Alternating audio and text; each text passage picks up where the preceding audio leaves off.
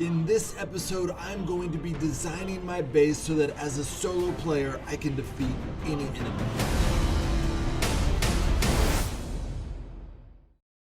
Hey guys, and welcome back to our 7th episode of Frostborn. Since the last episode, I did do a few green runs, and the only thing that y'all really missed is that I hit level 15, and so I have this extra slot here, and then I don't know if I had the second spell slot. So I'm leveling up as I've been farming for just green zones. And I've been farming during the non-raiding hours so that no action would be happening without you guys seeing it. That is all I've done. And so today we're going to be designing our base. I'm going to be using a solo design that I put on. If you guys have seen my base building video for Frostborn on this channel, make sure to check that out. I have a link on how to design your base as a family or how to design it as a solo player. I'm using the design from that solo player design. So we're gonna go ahead and build. So obviously you can build all the way to here, but it doesn't really make sense because you can't put a wall there. So we're gonna start building here.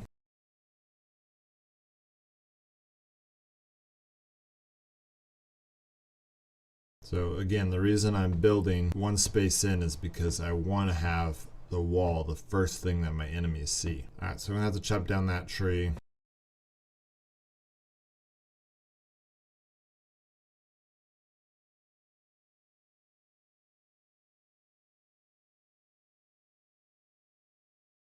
Okay, so this is called the Great Wall tactic. I've used it since I started Last Day on Earth. It is an amazing tactic.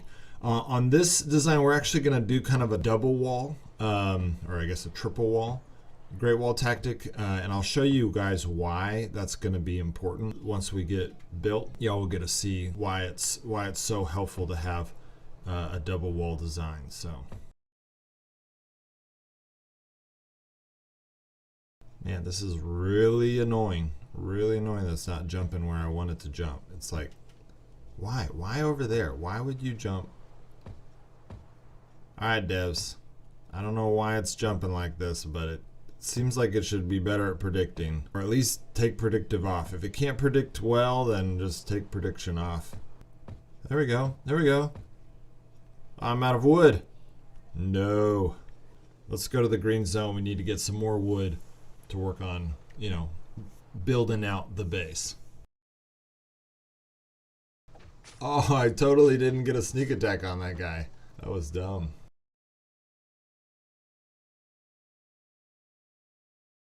Alright, I'm gonna take all this stuff, but what I'm really here for is trees, so I may just end up throwing it away later.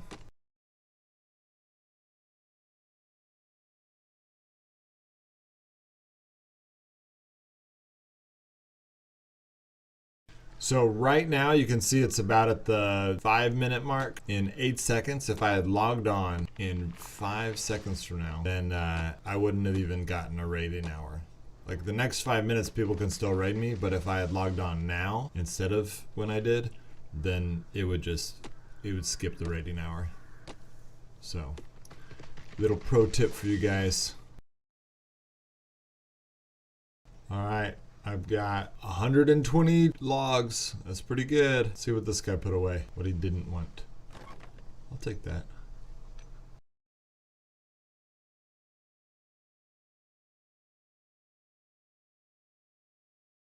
All right, I think I'm done with the zone, for now at least. I'm gonna go home and use my 120 wood.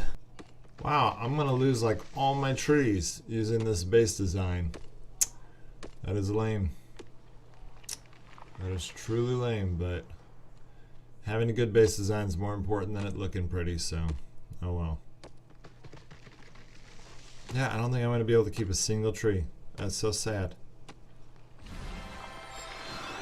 Alright. Maybe someday they'll let us plant trees, and then I can put them exactly where I want them.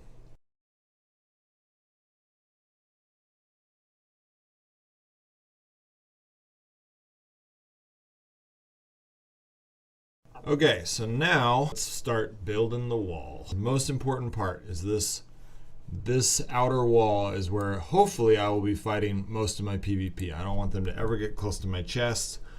So I'm gonna we have 20 doors. and ignore the 7 that are already there. So here we go. So the reason I'm putting most of my doors on the bottom is because that's where most of the PvP action is going to happen. So you want your doors are your best friend when it comes to PvP. So I am going to be putting a lot of doors here. Okay, so that's 7 doors. That's 7. I've used a third of my doors all right here. But there's some very important reasons for that. Okay, so hold on. 1, 2, 3, 4. Gonna put it right here. All right, and then we're gonna put a door right here. And then we're gonna put a door right here. Awesome. All right, come over to the other side. We're gonna go 5. 1, 2, 3, 4, 5. Put a door right there. Put a door right there. And unfortunately, I ran out of doors. Otherwise, I really wish I put another door in between these doors, but I ran out of doors in my base design. So doors are the most important thing. So, and then I'm going to have one door back here, which I'll explain that later. So now that I've done that, it is time to build the wall. This is good. This computer's way smarter. Knows what I'm trying to do, which is very helpful. Yes, yes. Okay, this is good. It's working out great. I'm glad I put all my doors down. This is awesome. Oops. No, that needs to be destroyed. No, I wasted a wood. Okay, it's probably not going to be able to read. Okay, so going up to the base design, looking at it, I'm going to put a wall here, which I'm going to explain why. Well, so the reason why I'm putting a wall right there is so that when people open my first wall, which is going to have the least amount of compartments, the idea behind that is that it won't. Okay, when they usually break down from below. If they break this, it's not going to matter because it's not going to, here, I'll show you. Oh, I ran out of wood. Okay, so these are going to be walls. If they break in this little compartment here in the corner, it's not going to matter because it's not going to show anything except this compartment. But if they break this compartment, which often happens, they come up here and break it, I don't want it to go all the way around the base and show this compartment over here. I'll show you again once I build more thing. We need to go get more wood. So I'm gonna let that guy have that tree because I want him to feel like we're friends. But thank you, friend. I'll do a little dance for you as a thank you for your generous contribution. There needs to be like a thank you. Why is there not a thank you on here? Devs, there needs to be a thank you. People need to be able to tell each other thank you. There's a piss off. But there's no thank you. We need a thank you. We need to be able to thank people. And maybe they do like a little bow or something. I don't know what do the Norse people do to say thank you? Whatever the Norse people do to say thank you, that's what we need. That's the type of reaction we need. All right, we got 10 minutes to finish the base. Okay, I need to fix that. That is a problem. That is a flaw in my base design. You often show up at the top of the base. So, well, I'm going to figure that out.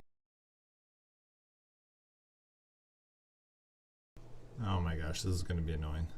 I should have just built one wall at a time so I could use the auto. It's never going to read it right. Oh. It read it right once, but I don't think it's going to do it again.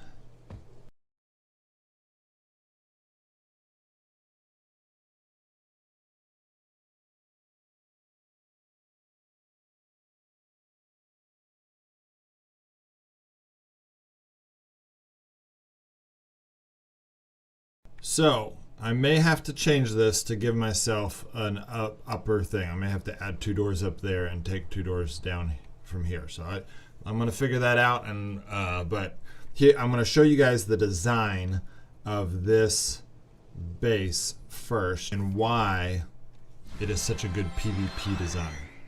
Okay, so we have finished the outside of the wall now, and I'm going to show you why this is a good design. People, when they show up to your base, hate attacking from the top 2 sides. They want to attack from either this side or they want to attack from this side because they can see it. It actually gives them an advantage. So you want your strongest, your advantage to be on the side that they have an advantage. Otherwise, they get to pick the side that they're going to attack your base. So you want to make it to where if they attack from the bottom, which gives them an advantage, that you're going to have your biggest advantage. So I have a door here. They can come up here and they can break this wall. Well, if they break this wall, they're going to only have access to seeing this little triangle, this little L shape right here. However, if they break this wall, if they break on this side, then they won't have access to over here. So if they break, which is very typical, they will very likely actually break from this side of the wall. Anywhere on this wall, they will break in. And so let's say they break here. If they break into this wall, then I now with my bow can pop out this door and shoot them here. Or if they're like kind of built some traps there, you know, built some stun runes, I can come over here and then pop out this door and shoot them there. Okay, so this gives me the ability to flank them multiple ways. Same thing as if they break into this L shape, I can come over here. I can pop out this door if they're maybe over there. I can come around here through that door and then come, yeah, I'll show you. I can come around here and shoot them over here. I have 3 options there. And then if they break into this wall, then I can use this door to attack them or this door to attack them. So the idea is I'm using my doors to kind of pop out, shoot them, pop back in. I'm making it hard for them. I'm being really annoying. And then if they do end up making it through one of my doors, then I have more doors that I can kind of escape into. My chests are not going to be anywhere near here. Furthermore, the reason I added these walls up here is so that if they do break in to here, then they're not going to have access. And I kind of, they're not going to be able to see what's behind. And the same thing is true if they attack from the top. So if they attack from the top, that's where my base is the weakest, but I have the advantage now of being able to see them. It's hard for them to see when I open doors.